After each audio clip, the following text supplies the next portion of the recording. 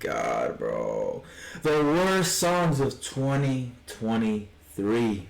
I already filmed this once and I was silenced. The mic was turned off. Let's go ahead and try again. The mic should be on now. 2023 has been an okay year for popular music.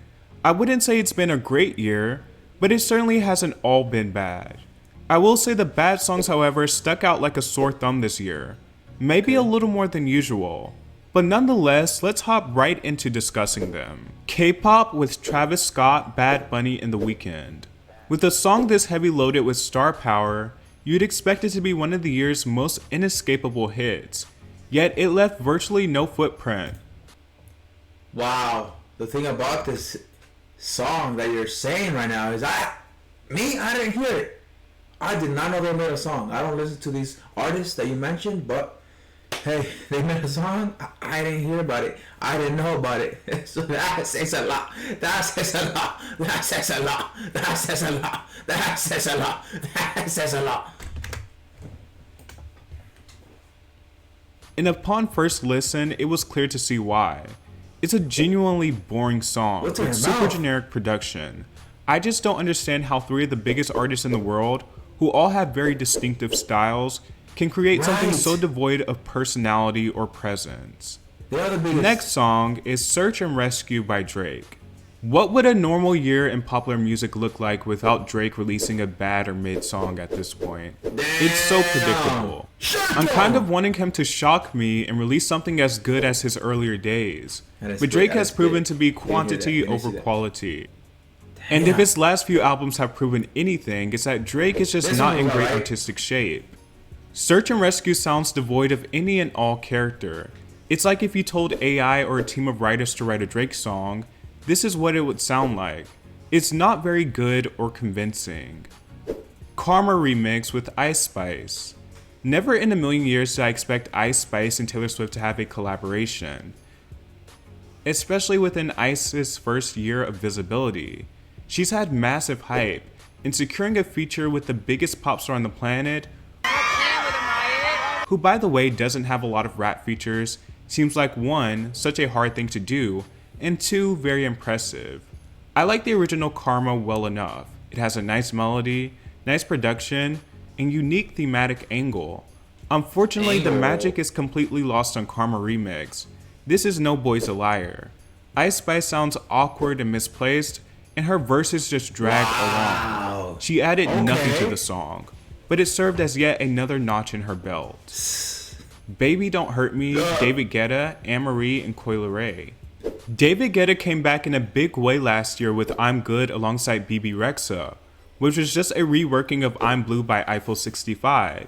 And ever since then, Guetta has been trying to recapture lightning in a bottle with his mini releases that follow the same exact formula. This time around taking on Hathaway's What Is Love, with Anne-Marie and Coi Leray tagging along. Coi's verse actually isn't half bad, but the verses are forgettable. The style of brash synths are awful, and Hathaway's original song sometimes gets ragged on for being a little cheesy, but it's arguably the most iconic Eurodance song of all time, and David Guetta attempting to rework it only highlights how great of a song the original is. Single Soon, Selena Gomez. Selena Gomez has become a makeup lady. Rare Beauty has done extremely well. Selena's music career and output has not been as consistent as her presence in the media, and her musical return this year left a lot to be desired. Selena literally has no presence at all on this song. She sounds like she was forced to record it and was bored while doing it. At AHA, we know product managers. Nah, like that. I'm gonna have to edit this out, man. Gosh. I'm gonna have to edit this out. I imagine if someone like Carly Rae Jepsen sung this song, it would have sounded and fared much, much better. But Selena doesn't have enough vitality on this song. It's quite literally the type of plain background music you'd expect to hear on something like a makeup advert. She kinda cute, Bongos, Cardi B, and Megan Thee Stallion. Cardi B seems to be stuck artistically. She's been up and down about her album, she's been coasting on features, and has expressed a lack of security in her music.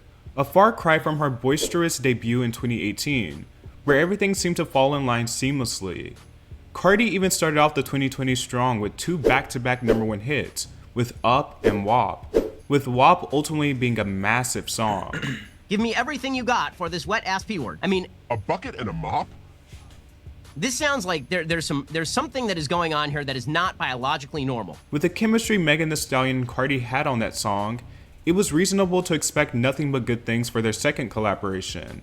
Instead, you get an awkward, disjointed song that so desperately wants to be WAP, but without its magic, and Megan Thee Stallion easily and completely outshining Cardi. Mind Your Business, Britney Spears, and will.i.am. 2023 has been a shift in the world of Britney Spears, to say the least.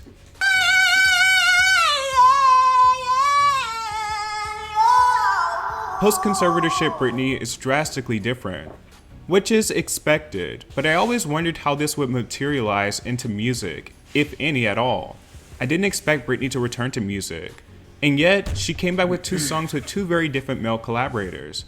One with Elton John, who has been reworking a lot of his old material into the modern landscape, and will.i.am, who Britney previously had a massive hit with Scream and Shout. And he was also behind the mess of Britney Jean.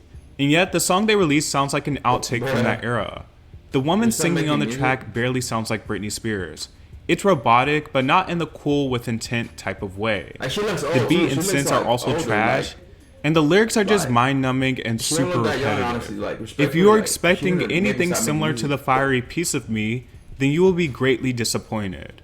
Mother, Meghan Trainor. Right there, she looks young. This year saw the return of Meghan Trainor, which I'm sure wasn't on anyone's bingo card. But TikTok is the app that keeps giving. Unfortunately, Meghan isn't giving good songs. Perfectly timed because the mother meme and lingo had completely taken over the internet. But if you had to use the word mansplaining in a song that's about being a mother, you've automatically lost me. If you have to use mansplaining in a song in general, you've automatically lost me. But especially considering the subject matter. And the Mr. Sandman interpolation is so tacky. Even a video starring Kris Jenner, one of the most famous mothers and momagers on earth, couldn't give life to this song. Try that in a small town Jason Aldean. Well, not only is the song legitimately shit, it has a bad melody, generic bro country styled instrumental, it was obviously hard not to take notice of the implications and microaggressive nature of the song and video. I feel like it's also one of those songs that are specifically designed to be rage bait, in the sense of having simple-minded people applaud it for speaking the truth and being some great opposition against supposed cancel culture. It's just a stinker in every way. Hands on Me, Jason Derulo, and Meghan Trainor. 2 pop stars who had their prime in the 2010s and had TikTok breathe new life into their careers, which has resulted in several bad, desperate, and on-the-nose pandering songs from both.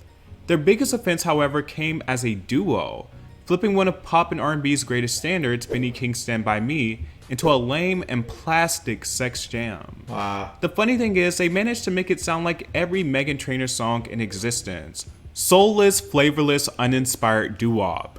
In an era filled to the brim with lazy sampling, this one is particularly egregious. While they spend the entire song begging someone to put their hands on them, let's just hope neither one of them put their hands on a classic song again. Wow. The worst songs of 2023. What do you guys think? Tell me what was the worst song in this... I was about to say book. I meant to say video. My name was Yahdir. Like and subscribe. I said my name was...